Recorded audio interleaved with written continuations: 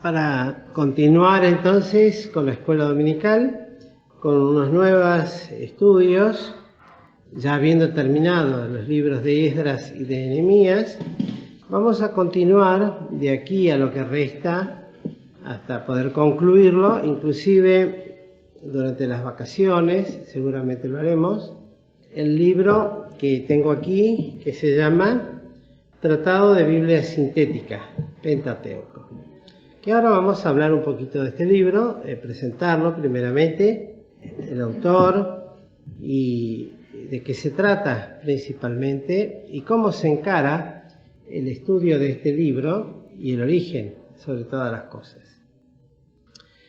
Este libro, precioso libro, fue escrito, el autor fue un misionero de la Unión Misionera Nuevo Testamentaria que a principios del siglo del año pasado vinieron a las regiones del sur de Sudamérica, eran extranjeros y comenzaron todo un trabajo misionero, evangelístico, no solamente en esta región, sino también en el norte del país. De hecho, todavía hay congregaciones nuevas testamentarias, y el nombre de este misionero fue don Benjamín Fay se escribe. Fue un hermano que tuvo contacto en su momento, fueron dos hermanos particularmente de la denominación de los nuevos testamentarios, que tuvieron un contacto muy estrecho con nuestros hermanos Di Pardo al principio, cuando estos, habiendo salido de la denominación también, los conocieron y coincidieron en lo que hace a la posición bíblica fundamental de la palabra. Estos hermanos tuvieron un lugar muy importante, pues fueron ellos quienes instruyeron y guiaron a nuestros hermanos en su primer momento para que pudieran constituir la iglesia cristiana evangélica que después los hermanos Di Pardo decidieron que sea, por guía del Señor, una iglesia no denominacional. Pero hasta ese momento nuestros hermanos tuvieron muchísima lugar y fueron de gran ayuda, de gran guía. Nuestros hermanos lo recuerdan, nuestro hermano don Armando hace el prólogo de este libro y lo menciona con mucho cariño, mucho respeto a estos hermanos, pues eran siervos muy fieles a Dios, eruditos en la palabra, muy estudiosos, no solamente en idioma castellano, ellos eran extranjeros y estudiaban castellano para poder evangelizar, sino también eruditos en cuanto al idioma griego. Algunos de ellos hicieron otros libros que están todavía en la currícula de la escuela bíblica, que en aquel momento se la denominó Alerta. Alerta son las siglas que significa, en principio, Acción Libre Evangélica. 2 puntos, reafirmación, testimonio, avivamiento. Bajo esas, título, consigna o título, comienza entonces el movimiento espiritual Alerta, que luego con los años, en esa posición bíblica fundamental y de profundizar en la palabra de Dios, derivó y finalizó la tarea en la proclamación del Testimonio Mundial Filadelfia y demás doctrinas que fueron siendo escritas, impresas, enseñadas, proclamadas, y que hoy las tenemos muchas de ellas sintetizadas en el libro de síntesis bíblica, Síntesis de propósitos, doctrinas y prácticas, que es el libro que nosotros tenemos, que es un libro de tapa azul, porque al principio era un cuadernillo más chiquito, después se amplió. Pero estos hermanos tuvieron también, más allá, luego de la constitución de la Iglesia en Buenos Aires, tuvieron participación plena en las primeras clases de la escuela bíblica de teología que llevaba este nombre, Alerta. Lo notable es que tenían la base de todo el movimiento nuevo testamentario del país, tenían su base acá en la ciudad de Temperley, en la calle Condarco. Allá no es más, lamentablemente eso se vendió hace un par de años atrás. De Estados Unidos vinieron misioneros y vendieron ese edificio. Era todo un lugar muy grande que era especialmente para preparar misioneros, siervos para la obra evangelística. Evangelizaron en el norte del país. El otro día justamente despedimos los restos mortales de nuestra hermana Villalba Franco, ¿no? Florentina. Bueno, esta hermana era una de las primeras convertidas de este trabajo. Era una hermana de casi 100 años que se convirtió muy joven al Evangelio y tuvimos el privilegio de conocerla. También tuvimos el privilegio de conocer a otros misioneros ya de criollos, como ellos le decían, formados aquí en Argentina y en el Paraguay. Sí, hermana. ¿Los hermanos de Temperley? Bueno, eso iba a llegar, no me dejas desarrollar. Lo interesante también, como son las cosas de las cosas del Señor, porque estos hermanos que estaban establecidos en Temperley no solamente eran hermanos que se dedicaban a la misión para el norte del país, sino que también formaron una iglesia aquí en Temperley. Y de esa iglesia salieron a evangelizar los barrios de varias zonas, de muchos lugares. Entre uno de ellos, no podría meterme en cuáles porque no lo sé, pero sí conocemos uno muy clásico que era lo que ellos denominaban la avanzada de Chingolo. Hay hermanos que son de mi edad un poquito mayor, que eran niños cuando esta tarea se realizaba en la esquina del hogar de los hermanos Gómez, en Marconi y Armesti, o Cerrito. En esa zona ellos comenzaron a hacer evangelización. Son hermanos que han sido muy trabajadores en esa tarea. Pues lo hacían contra toda oposición. De todas maneras ellos salían a evangelizar, a predicar, y fue así como los hermanos que luego más adelante formaron la congregación aquí en San José, o era la denominada congregación en Chingolo, fueron convertidos, llevados al Evangelio a través del trabajo de estos hermanos, del cual estaba todavía este hermano anciano, don Benjamín Fey. Había otro con un apellido muy parecido, que es H.A.I. sería, ¿no? H.A.I. griega.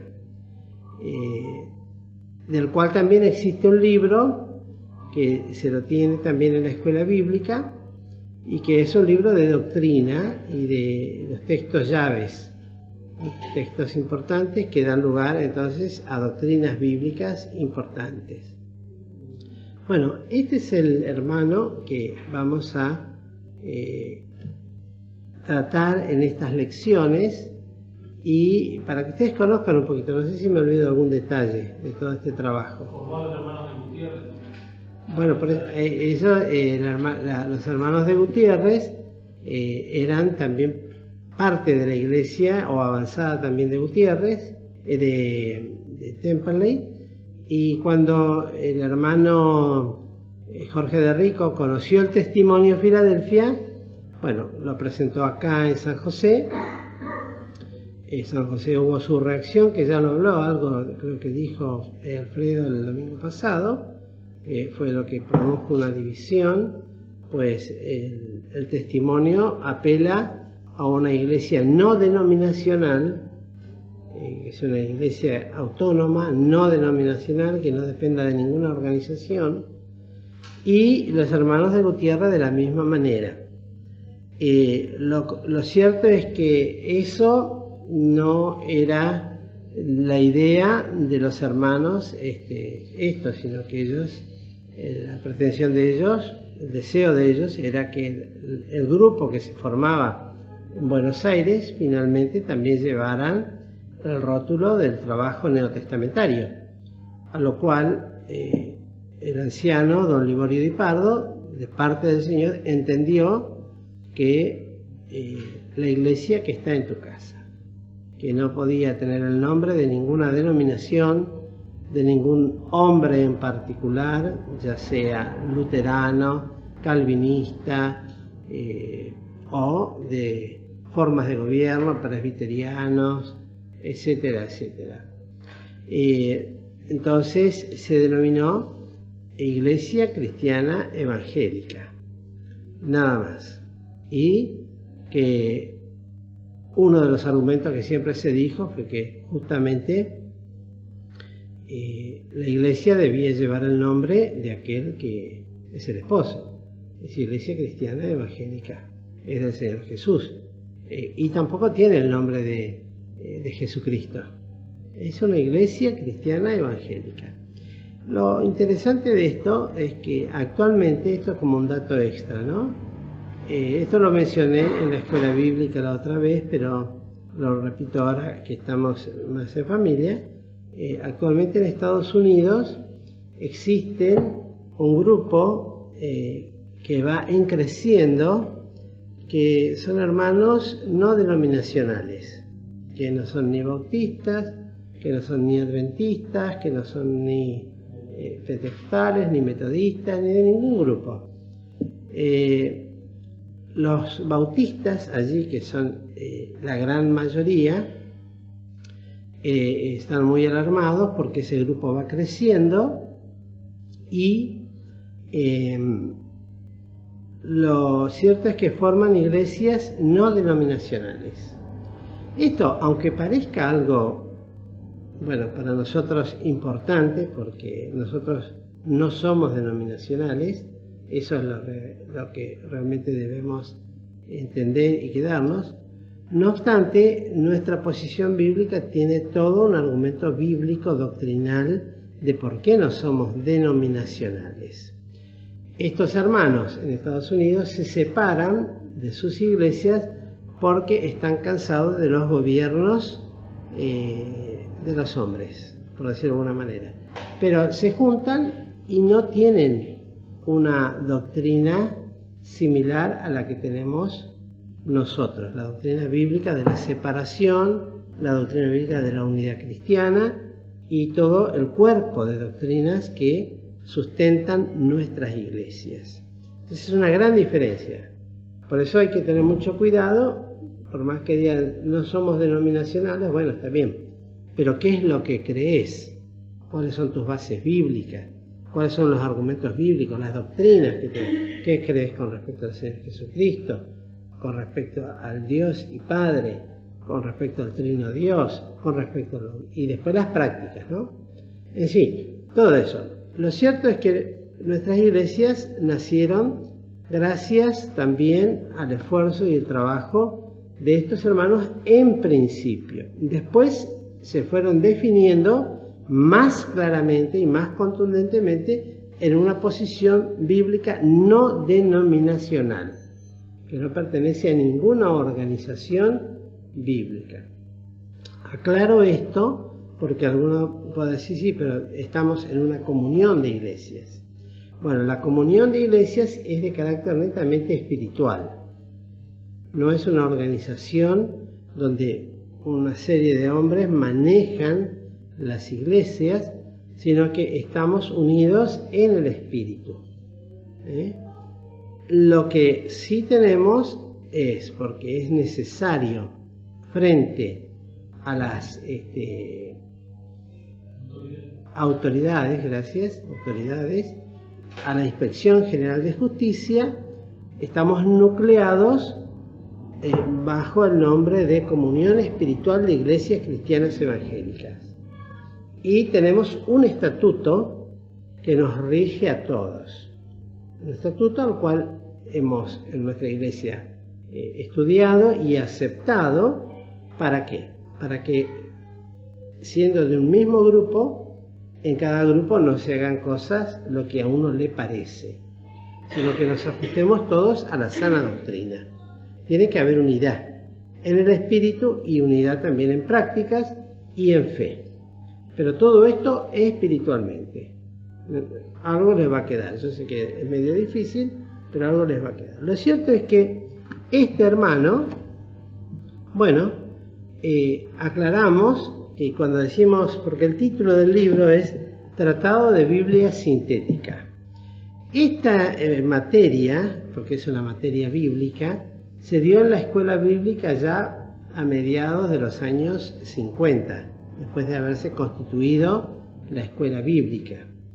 Y hasta el día de hoy sigue estando por la importancia que tiene y la frescura que se renueva. Es un libro muy precioso que tiene una característica muy particular, que no es que quiere suplantar, porque cuando uno dice Tratado de Biblia Sintética, cuando decimos sintético, ¿qué pensamos? Algo que está reducido. Es como que en vez de tener una Biblia grandota como la que tenemos, pasamos a tener una que sea de este tamaño.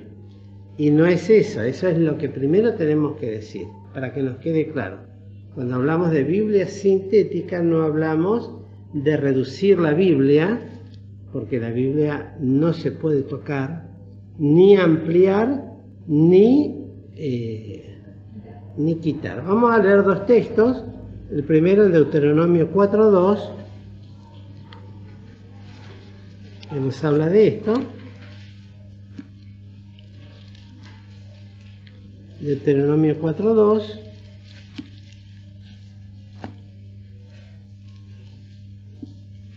Esto lamentablemente tenemos que decirlo porque es como abrirla. Es larga la clase de hoy, no sé si la vamos a poder terminar. 4:2 dice: no añadiréis a la palabra que yo os mando, ni disminuiréis de ella, para que guardéis los mandamientos de Jehová vuestro Dios, que yo os ordeno. Mandamientos precisos, claro.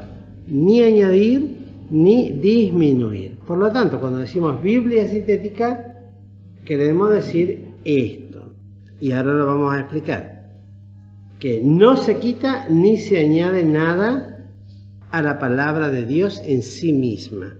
Es el método en que se la ha de estudiar en estos próximos domingos, en este próximo tiempo. Es el método que se la va a estudiar.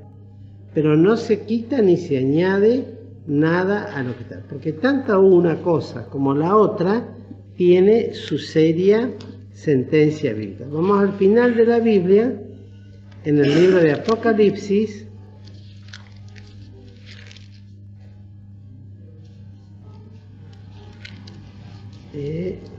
¿Dónde estaba? Yo lo había anotado. Apocalipsis 22, en el 18 y en el 19, fíjense lo que dice. Apocalipsis 22, 18 y 19. Porque yo protesto a cualquiera que oye las palabras de la profecía de este libro, si alguno añadiere a estas cosas, Dios pondrá sobre él las plagas que están escritas en este libro. Y si alguno quitare de las palabras del libro de esta profecía, Dios quitará su parte del libro de la vida y de la santa ciudad, de las cosas que están escritas en este libro. Por lo tanto, al comienzo de la Biblia nos dice, no añadiréis ni disminuiréis. Al final de la Biblia dice, cualquiera que quita, será entonces quitado su parte del libro de la vida. Y cualquiera que añade será también puesto bajo juicio por las plagas. O sea, no se puede tocar la Biblia, ni añadir ni quitar. Lo que hoy comenzamos a estudiar justamente es algo que ha sido cuestionado, especialmente después del siglo XVIII sería, cuando comienzan los pensamientos racionalistas. Los pensamientos racionalistas son aquellos pensamientos modernistas que quieren, justamente levantados por el enemigo, en contra de la palabra de Dios, y cuestionados seriamente, negados y hasta en algunos casos hasta ignorados por mucha gente, tratados de muchas maneras, siempre tratando de menoscabar la palabra de Dios. Largo sería enumerar la cantidad de movimientos contrarios a lo que está revelado en el libro de Génesis, porque así comienza, porque esta Biblia sintética se refiere solamente a los primeros 5 libros escritos por Moisés, que son Génesis, Éxodo, Levítico, Números y Deuteronomio. 5 libros. Esos son los que están tratados acá. Son los que escribió Moisés. Entonces, la forma de estudiar este libro, en pocas palabras, tiene 2 aspectos. El primero, para que lo podamos entender de la manera que lo vamos a estudiar, es lo siguiente. Ustedes, la mayoría, han salido de vacaciones a algún lado. Y lo primero que hacen es buscar, si es algún lugar desconocido, un mapa, ¿verdad? Donde ver los puntos principales a considerar. Mi señora por lo menos tiene esa costumbre, le gusta tener el mapa de la ciudad, ver los lugares más puntuales y saber a dónde tenemos que ir. Entonces, ese es uno. Ya está todo graficado y puntualizado.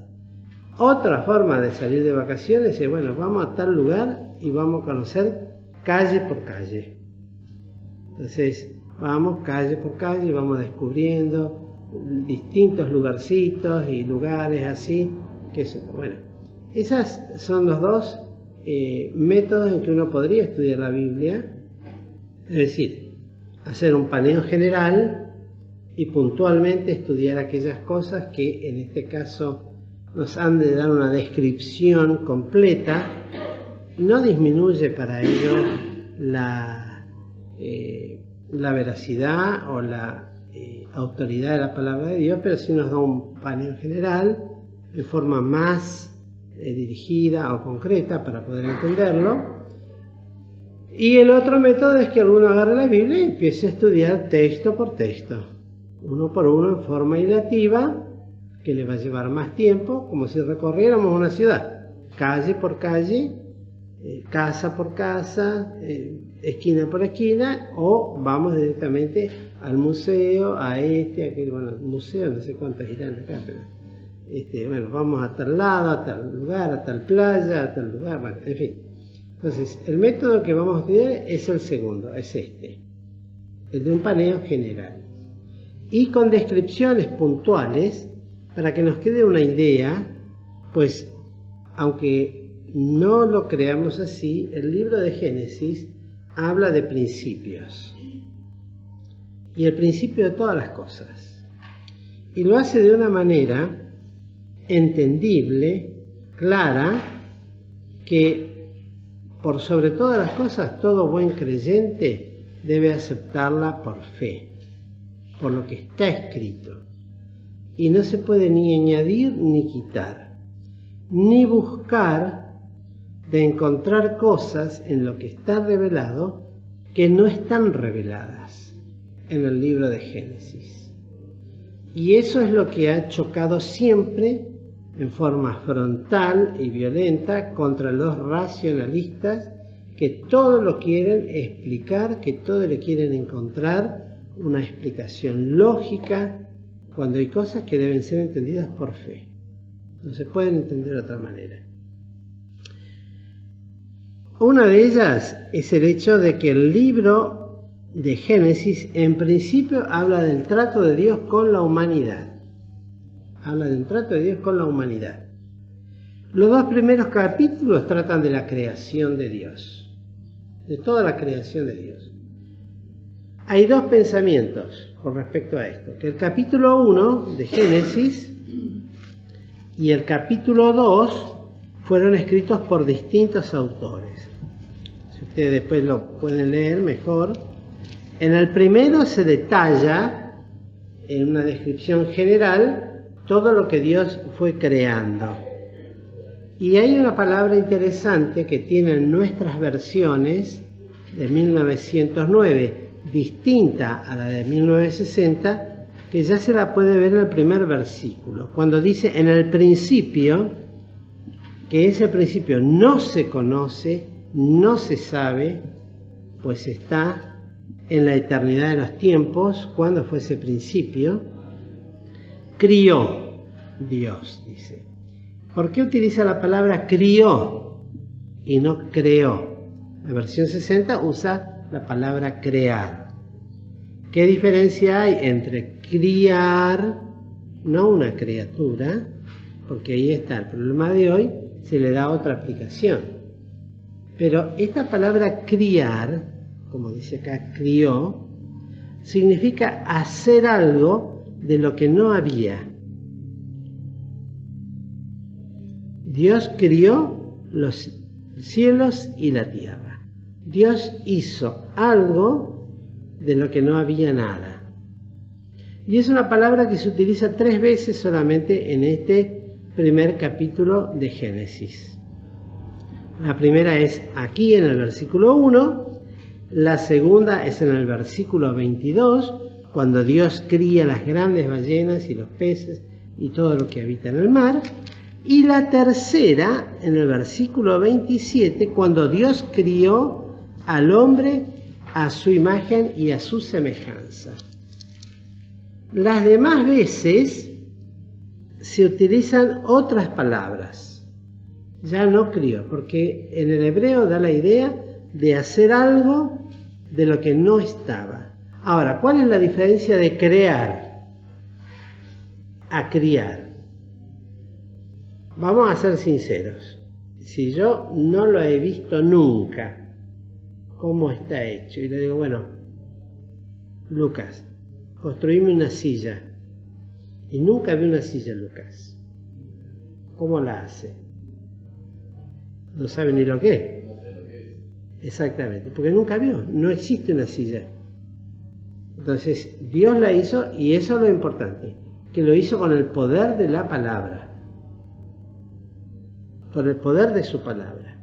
Entonces habla de un Dios todopoderoso, que después se aplica en varias oportunidades en la palabra cuando dice que Él no hay nada imposible para Dios.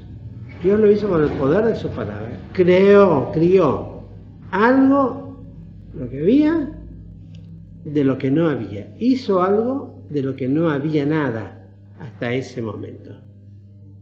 Eso es por fe. Vuelvo a repetir. Si soy racionalista, lamentablemente es el primer pensamiento que va a chocar contra mi corazón y mi mente, porque no puedo creer que algo sea hecho si no existía. De algún lado salió.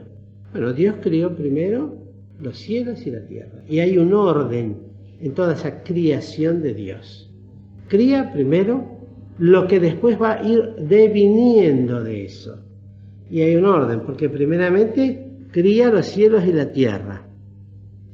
Separa la luz de las tinieblas. Luego, eso fue en el primer día. En el segundo día, separa lo que es las aguas de abajo con las aguas de arriba. Entiéndase, para que esto no es porque tengamos un mar en el cielo, sino que justamente se produce una separación de las nubes al agua terrestre. A la expansión la llamó cielo, a esa separación. Nosotros cuando decimos ¿dónde están las nubes? En el cielo. No estamos hablando de un cielo que la Biblia habla de un segundo y un tercer cielo. Para aclaración, el segundo cielo es donde están todos los astros y las millones de galaxias existentes. Y el tercer cielo, donde no tiene alcance la vista del hombre, es donde está Dios y habita Dios en un lugar, tiene su trono, donde está Cristo sentado a la diestra de Dios. Tenemos que ir muy rapidito, por eso es sintético y puntual. Nos va a dejar, sobre todo, ideas conceptuales, que cada uno después podrá, con mucho temor de Dios por supuesto, investigar sobre el tema en forma humilde, pues para penetrar en la palabra de Dios hay que hacerlo así. No con preconceptos o con ideas o buscar errores en la Biblia. Eso lo han hecho millones de hombres y no han encontrado errores. Se murieron con ese intento. Así que no perdamos el tiempo en encontrar errores. Voy a encontrar errores que me van a desviar, eso sí, porque mi corazón está desviado. Es como aquel que tenía los ojos torcidos y veía todo torcido. La puerta torcida, la casa torcida, el camino torcido. ¿Pero qué tenés torcido? Pero usted tiene los ojos torcidos. Que es un defecto que existe. Realmente. Bueno, esto es lo mismo. Si entramos en la Biblia con humildad, vamos a encontrar en toda la Biblia coherencia y armonía. Y Dios nos va a ir revelando cosas preciosas, hermosas, edificantes y enseñadoras. Si entramos con conflictos, entramos con cuestiones, con negaciones, bueno, entonces ya es como dice, empezamos con el pie equivocado. Bueno, entonces, estos dos pensamientos, uno dice que este primer capítulo que habla de estas cosas, que es una creación general que describe acá, que incluye el primer día esto, el segundo día ya dijimos, la expansión de los cielos, el segundo día nos habla, el tercer día nos habla, y acá hay una palabra interesante, porque en el versículo 11, y dijo Dios, produzca la tierra hierba verde. Entonces la tierra lo que tiene que hacer es producir. Ya no hace Dios, o dijo Dios, o creó Dios, sino que la tierra produce. Por eso se utiliza solamente 3 veces. Luego se llena de verde, primero separa la luz de las tinieblas, luego separa el mar, produce la tierra, sobre la tierra produce árbol verde, tierra verde. ¿Para qué? Para que luego haya, en el versículo 14, las lumbreras en la expansión de los cielos. Crea todo lo que son los astros celestes y detalla las 2 grandes lumbreras que son las que están cerca nuestro, que uno es el sol y el otro es la luna. Y lo puso para señorear en el día y en la noche. Y vio Dios que era bueno, y fue la tarde y la mañana del día 4. En el día 5, otra vez la palabra, produzca las aguas, reptil de ánima viviente y aves. Ahí ya produce otro tipo de vida. La vida vegetal ya estaba, luego las aguas, que produzcan las aguas esta ánima viviente. En el 21, y crió Dios, ahí vuelve a hacer algo, que vuelve a utilizar esta palabra, las ballenas, etcétera, etcétera. Y que fructifiquen, hinchen y multipliquen esto. Y hasta el día de hoy se puede ver toda la riqueza que hay en los mares y se sigue sacando y se sigue hinchiendo de peces, ¿no? Una fuente importantísima. Y este fue en el día 5. En el día 6, dice, y produzca, otra vez la palabra esta, la tierra, seres vivientes, ¿no? Toda clase de seres vivientes. Todo lo que anda arrastrando según su especie, y Dios que vio que era bueno. En el 26, y dijo Dios, hagamos al hombre a nuestra imagen. Es un detalle importante, pues la imagen aquí se refiere en el aspecto espiritual, moral y físico. Entonces, ¿por qué? Porque Dios es trino. Entonces, cuando cría al hombre, que ya en el 27 lo dice, a su imagen lo crió Dios y abrevia diciendo al hombre y a la mujer, al varón y a la mujer.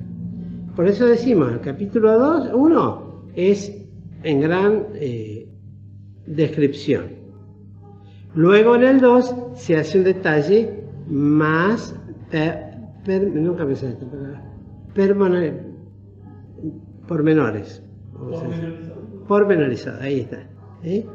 Pues una vez que fueron acabados estos, en 6 días, y ya estaba el hombre en condiciones de poder vivir, y los animales. Ustedes fíjense el orden, cómo Dios va creando todas las cosas, haciendo todas las cosas, para que en cada una de ellas puedan habitar las cosas que fue haciendo, una por una, hasta llegar al hombre. En el capítulo 2 se relata, en primer lugar, el descanso, que es el día séptimo, luego para nosotros es el día domingo.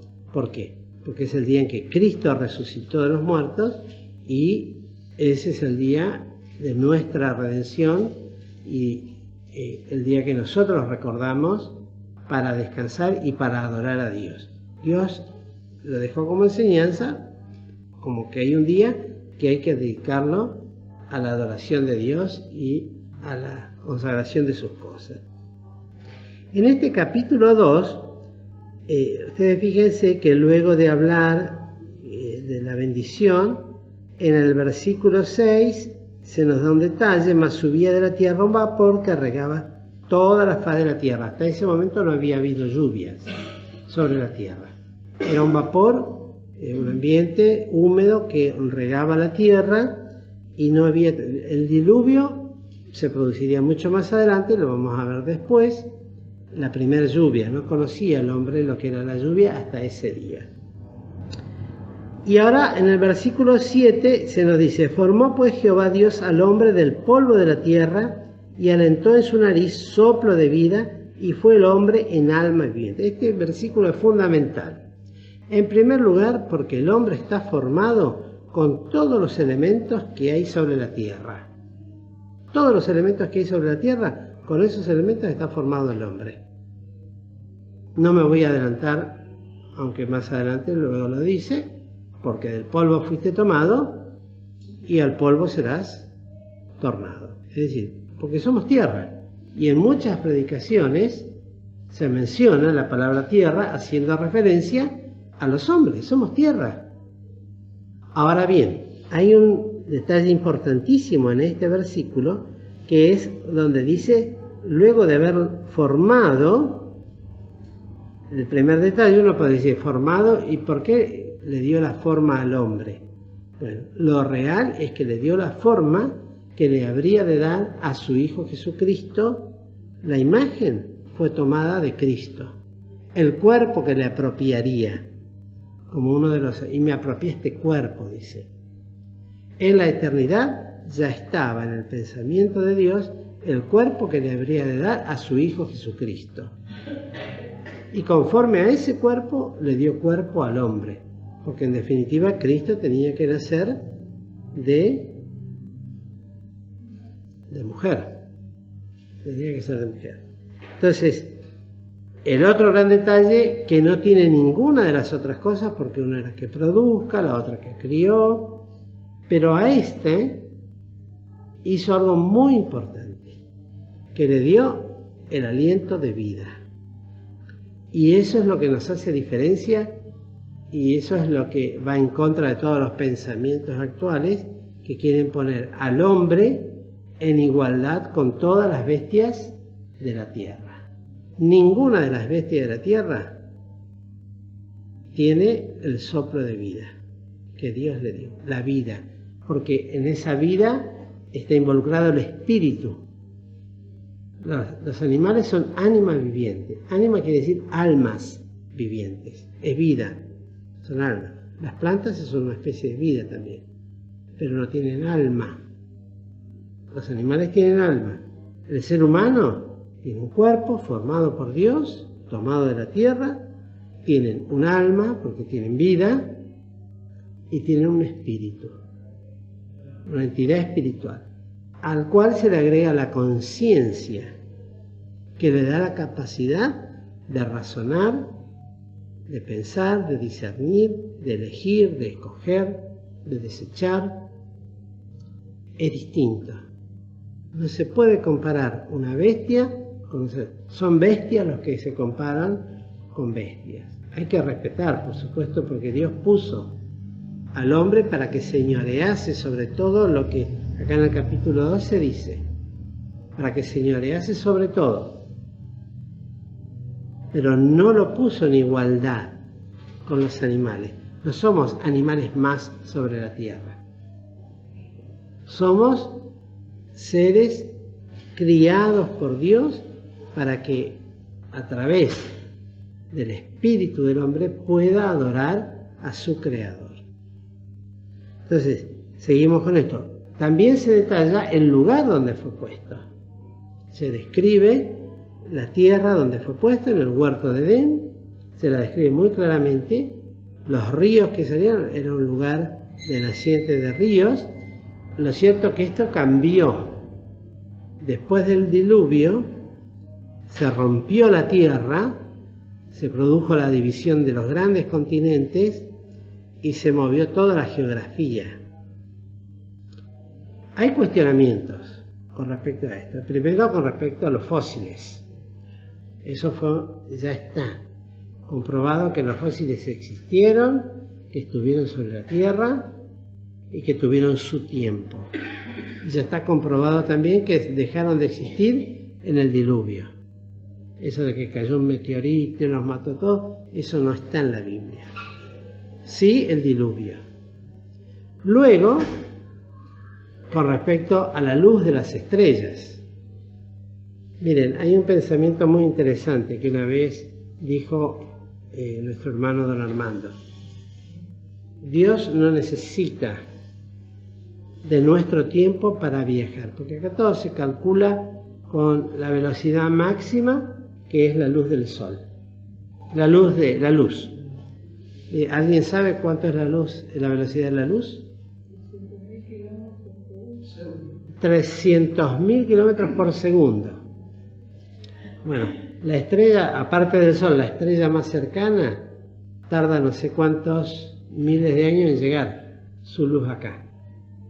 O sea, lo que nosotros estamos viendo ahora sucedió hace miles de años.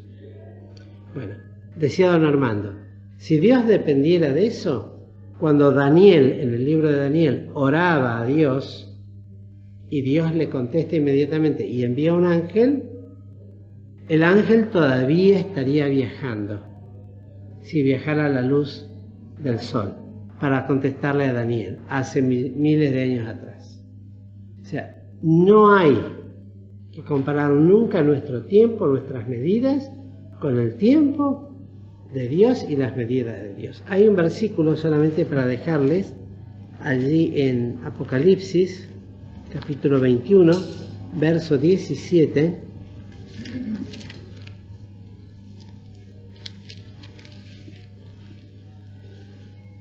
que es una frase muy cortita, pero nos da una idea de cómo tenemos que entender las cosas de Dios. Porque después está el tiempo de un día, 2 días, 3 días, 4 días, vamos a hacer una pregunta. Dice, y midió su muro 144 comas, de medida de hombre, la cual es del ángel. O sea que Dios nos da medidas a nosotros para poder entender, pero que no son las medidas de Dios. No es el tiempo de Dios. Por eso se dice que para Dios un día es como 1000 años y 1000 años como un día. Ahora la pregunta es la siguiente. Cuando en Génesis dice, crió Dios esto en el día primero hizo Dios tal cosa en el día segundo, en el día tercero. ¿Qué fueron? ¿Días o millones de años? ¿O miles de años? Algunos dicen eras. ¿O en eras? ¿En tiempos? ¿Qué les parece a ustedes? Acá dice que fue la tarde y la mañana un día. Entonces, ¿vos creés que Dios Lo hizo en una tarde y en un día, en 24 horas? Sí. No hay que tener miedo, ¿eh? No, si las horas para el Señor eran lo mismo que nosotros, porque nosotros también ponemos un número en las horas. Pero está claro que dice una mañana y una tarde, un día. Mira. O sea, puso el límite del tiempo. Sí. Un día. ¿Y ustedes qué creen? ¿Eh? Un día. Bueno, Dios es todopoderoso. Yo creo que Dios, si dice que puede hacer tal cosa en un día, lo puede hacer, porque es Dios. Están los teólogos evolucionistas que dicen, sí, es un día, pero es un día de Dios. Son 1000 años. Entonces, de esa manera, son cristianos, ¿eh? Quieren estar bien con la ciencia y con la religión, por decir de esta manera. Entonces, sería bárbaro si yo les dijera, no, hermanos, esto fue creado en 1000 años, no en un día, como dice acá. Pero eso estaría quitando autoridad a lo que dice la palabra de Dios. Por eso hay que creerlo por fe. Esto se cree netamente por fe. Un ejemplo muy claro, en menor grado en el sentido de la dimensión, son las cosas que hacía Cristo, por ejemplo. Cuando Cristo sanaba, había paralíticos que nacían paralíticos. Y le decía, toma tu lecho, levántate y anda. Y cuando Cristo decía eso, ¿qué pasaba con el paralítico? Se levanta. ¿Ustedes tienen idea? Bueno, no sé si acá no hay ningún kinesiólogo, sí. No sé. ¿Cuánto tarda un paralítico en volver a tener esa movilidad? Años puede tardar. En volver a tener, ¿eh? Si es de nacimiento, ya no se puede hacer nada. Entonces, quiere decir que eso nos da el ejemplo de que la palabra de Dios es todopoderosa. Era solamente que Dios mencionara para que se hiciera. Pues tiene ese poder, porque es Dios.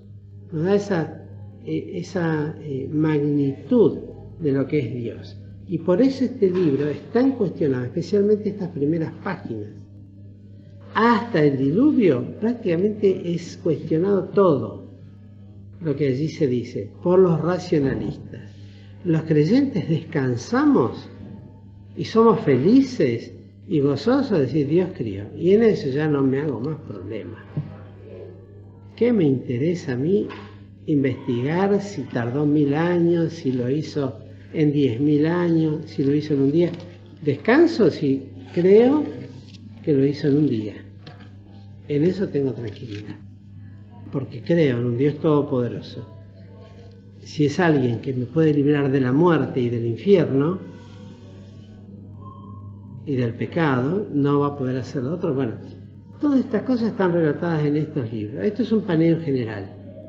Pero miren qué importante que es creer en estas primeras lecciones, en estos primeros relatos que lo hemos tomado como un pantallazo muy rápido, puntualmente. Y luego finalmente termina con la formación de la mujer. La humanidad no viene de un matrimonio. La humanidad se forma de un hombre, de Adán. Porque Eva es tomada de Adán, no volvió a criar a Eva y formarla del polvo de la tierra. Fue tomada de la costilla del hombre. Y lo describe, dice, ¿no? Hoy cuántas cosas ya se están haciendo con el tema de la clonación, que son intentos del hombre de imitar lo que Dios hizo. Pero Dios no lo podía haber hecho eso, sí que lo hizo. Y lo hizo así, tal cual como está en la Biblia. Yo tengo que creer eso. A veces nos encontramos con mucha gente que cuestiona, que se burla de esta creencia, pero la realidad es que no hay descanso en el alma de aquellos que creen en estas cosas. Es pura desesperanza. Pero el que cree, descansa y tiene tranquilidad en un Dios vivo, todopoderoso, capaz de hacer estas cosas y de luego, imagínense que va a ser un nuevo cielo y una nueva tierra. Si esto fue hermoso y perfecto lo que hizo, imaginémonos lo que va a ser cuando todas las cosas sean hechas nuevas. Bendito el nombre de nuestro Dios. Por eso, querido, importante, fíjense, un creyente, alguien que cree en la palabra de Cristo, debe entender también entonces que esto incluye, porque Cristo creía en estas cosas. ¿No oísteis que fue dicho que en el principio creó Dios al hombre y a la mujer? Decía. Cristo, si Él estaba ahí cuando se hizo, ¿cómo no lo va a creer? Creía firmemente en todo lo que la palabra de Dios relata. Y por eso es tan cuestionado por el enemigo. Cuando empezamos a dudar de esto, dudamos entonces de todo lo demás. Cuando empezamos a dudar de una parte, y todo entra en duda después. Ese es el peligro. Por eso el creyente tiene que tener mucho cuidado de no cuestionar. En todo caso, si no encuentra algo que coincida, bueno, orar a Dios y pedirle, porque siempre tiene una explicación y una razón y un motivo. Estos dos capítulos, por ejemplo. En uno es un detalle general, en el otro es más pormenorizado, de cómo Dios hizo las cosas.